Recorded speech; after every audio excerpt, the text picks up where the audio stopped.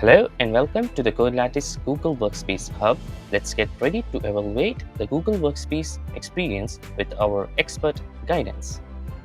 So today we are going to learn how to create a custom group in the Google Workspace admin console. So let's jump into the screen. In the Google Workspace, you need to navigate through the left. In the menu option, you have the option as directory.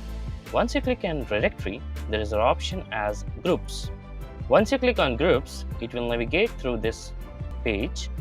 Now we need to create a group, so we hit create. Here we need to provide a group name.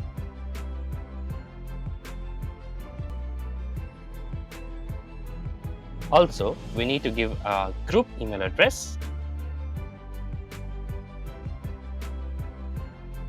After giving group email, we hit next. In the access type, if we alter any of the settings, automatically this group will be converted as a custom group. So right now we are selecting who can post external as checks, and you can see here the custom is automatically created. Now we hit create group.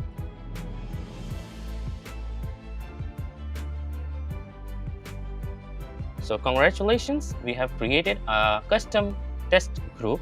Now we can simply add a member by clicking on this option. So the custom group has successfully created. Now we can manually add the members, upload the members, and also rename the members, bulk upload members, inspect the group, delete the group, and now you can see here the label as custom group. So finally, if you found this video helpful, don't forget to give it a thumbs up, subscribe to our channel, and for any other cloud support assistance, visit codelattice.com.